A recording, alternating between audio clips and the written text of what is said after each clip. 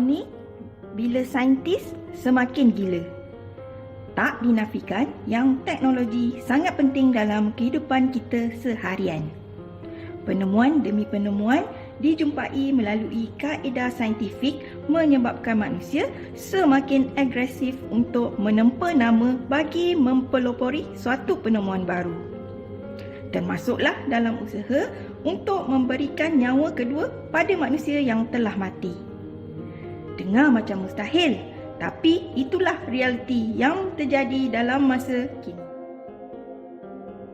Cryonic ni bagi kami adalah satu projek gila di mana sekumpulan para saintis cuba mencari cara memberi nyawa kedua pada yang telah mati. Seperti yang korang sedia maklum, dah banyak cerita berkenaan orang yang telah mati boleh hidup semula yang dizahirkan dalam filem-filem Hollywood. Contohnya, filem lakonan Sylvester Stallone bertajuk Demolition Man. Dalam filem tu digambarkan Sylvester Stallone jadi Sarjan John yang telah teraniaya.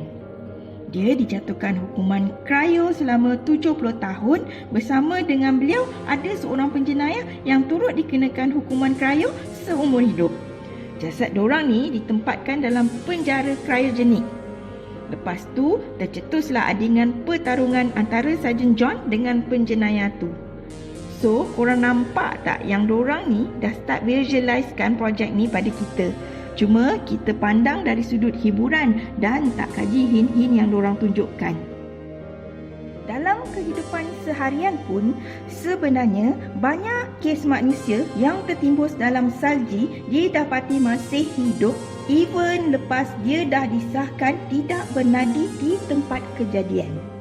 Antara manusia yang pernah beku dalam ais adalah Anna Elizabeth Johansson, seorang radiologis Sweden yang terselamat dalam kejadian terperangkap dalam air beku di bawah lapisan salji selama 80 minit ketika bermain ski. Dia mengalami hipotermia dan suhu badan dia jatuh sehingga 13.7 darjah Celsius. Suhu tu merupakan yang terendah pernah direkodkan di kalangan mangsa yang terselamat dalam kes macam ni.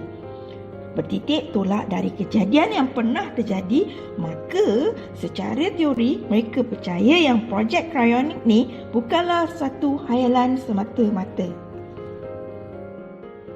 Kalau dalam dunia realiti, cryonic ni sebenarnya jatuh dalam kategori pseudoscience.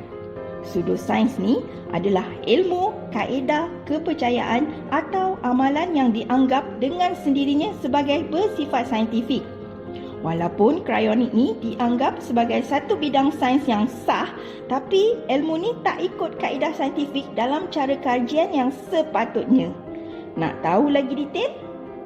Jom layan. Sebelum kita pergi pada cerita cryonic ni, moh kita tengok sejarah dia kejap.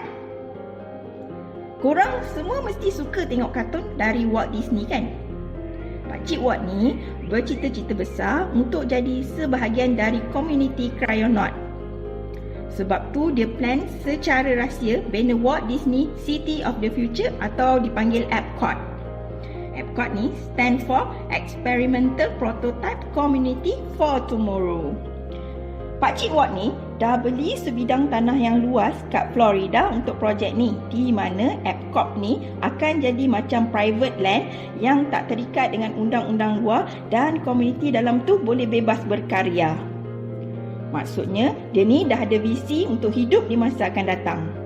Malangnya, Pakcik Walt ni tak pernah menulis secara jelas yang kalau dia mati, dia nak jasad dia melalui proses cryogenik.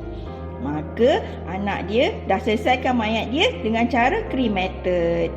Ada hura-hura kata sebenarnya jasad dia dah defrozenkan, tapi anak dia nafikan sekeras-kerasnya. Maka tak lama lepas kes tu reda, maka muncullah manusia pertama yang jadi pelopor dalam projek ni. Beliau adalah seorang profesor psikologi dari California University. Nama dia Dr. James Hiram Bedford. Mendiang mati pada usia 73 tahun akibat kanser. Pada masa tu kan guys, proses membekukan jasad profesor tu agak cacah merbah sikit. Maklumlah, dia kan kryonaut pertama yang menjadi perintis projek ni. Nak pula kapsul nitrogen liquid yang perfect untuk jadi tempat beku simpanan jasad belum ada lagi time tu. So, jasad profesor ni berpindah randah dari satu tempat ke satu tempat penyimpanan yang berlainan. Sampailah jumpa tempat paling proper di Elker Life Extension Foundation dekat Scottsdale, Arizona. Maka tersemadilah jasad profesor tu dalam kapsul tersebut sampailah sekarang. Okey, sekarang kami nak cerita macam mana proses kryonik ni berlaku. Yang pertama, jasad tu mestilah yang legally dead dan bukanlah totally dead. Legally dead ni, jantung jasad tu dah berhenti berdegup tapi organ otak masih hidup. Kalau organ otak dah mati, tak guna lagi untuk jadi kryonaut guys. Buat masa ni, undang-undang tak benarkan proses kryonik dilakukan ke atas makhluk yang masih bernyawa. So, kalau ada yang masih hidup minta untuk jadi kryonaut, dorang kena tunggu sampai nafas yang terakhir. Okey, step pertama kryonik ni adalah melalui proses vitrifikasi. Sejurus kematian, tim kryogenik ni akan make sure yang oksigen masih dibekalkan pada otak menggunakan mesin bantuan hayat. Dalam masa yang sama, dorang akan bergegas untuk start buat kerja-kerja penstabilan pada badan si mati. Dorang akan mula cucuk badan si mati dengan cecair-cecair tertentu bagi mengekalkan fungsi minimum badan sebelum dipindahkan ke fasiliti kryonik.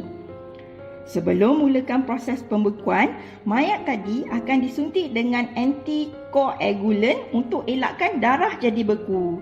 Dalam proses pemindahan tu, dorang akan letak jasad tu dalam box khas yang telah dipenuhi dengan ais yang meliputi jasad tersebut sementara sampai ke fasiliti kryonik. Bagi mengelakkan sel-sel badan si mati jadi rosak masa proses pembekuan pula, dorang ni akan keluarkan air dari dalam badan si mati dan dorang ganti dengan cecair yang dipanggil cryoprotectant. Benda tu berfungsi sebagai ejen penghalang pembentukan kristal ais yang boleh mendatangkan kejeraan dan kerosakan pada membran sel dan dikatakan mampu melindungi tisu badan si mati selama tempoh dibekukan. Proses pembekuan belum habis lagi guys. Itu baru tahap pra-pembekuan. Ikut artikel dalam Science Focus, jasad tadi akan dipindahkan ke dalam satu kapsul yang berisi cecair nitrogen. Setiap kontainer tu boleh memuatkan sehingga 6 orang kryonaut. Dan jasad-jasad ini akan digantung secara terbalik, kepala ke bawah, kaki ke atas.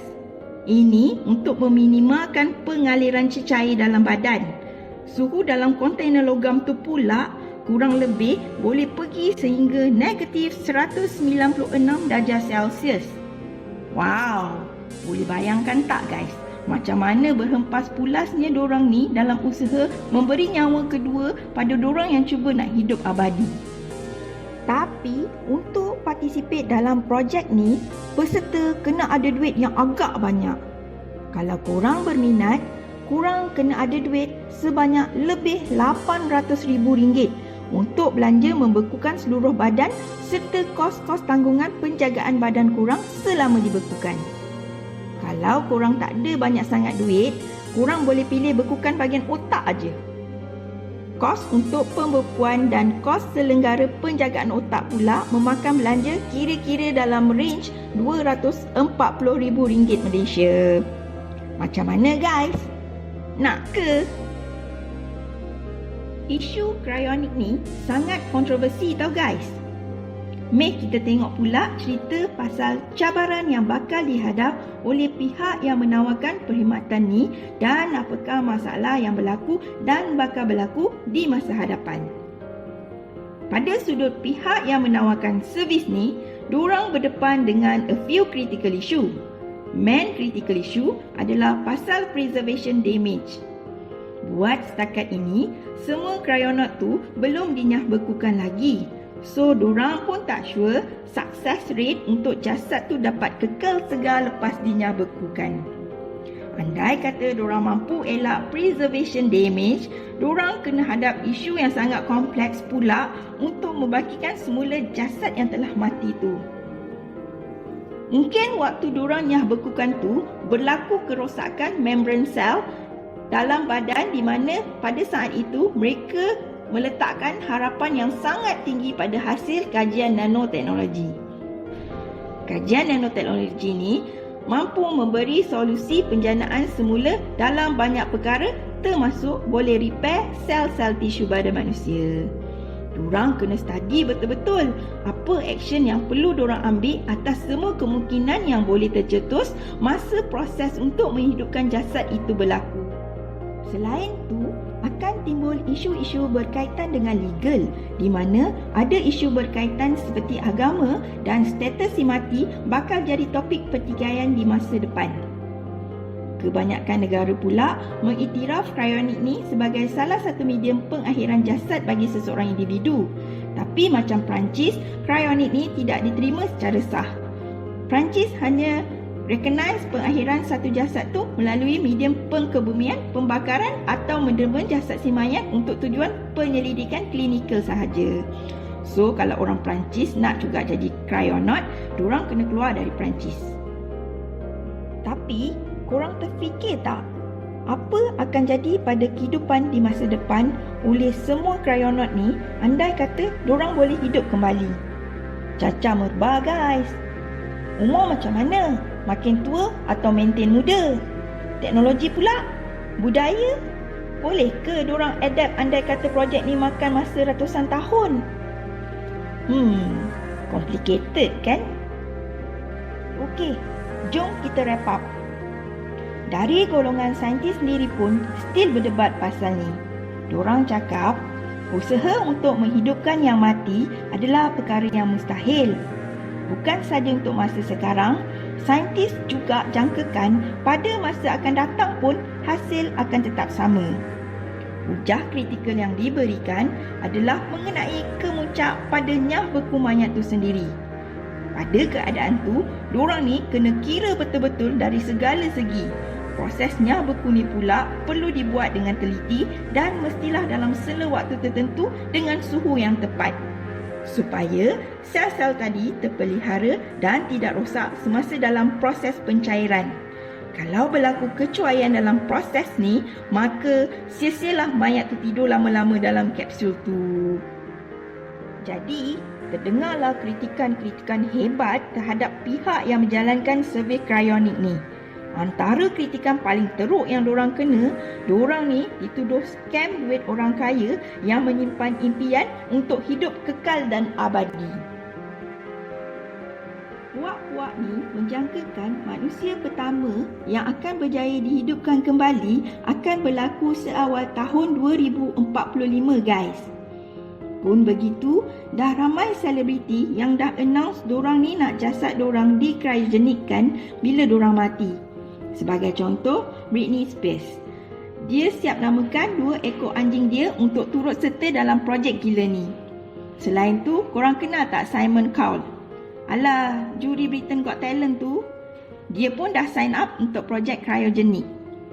And ada banyak lagi nama ternama yang dikatakan akan join projek gila ni. Contohnya Paris Hilton, co-founder PayPal, Peter Thiel dan ramai lagi. Apa pendapat korang? Boleh ke yang mati hidup semula? Renung-renungkan, selamat beramal. Okeylah guys, sampai sini dulu video kami. Kita jumpa lagi di video akan datang, insya-Allah. Bye guys, stay tuned and stay safe.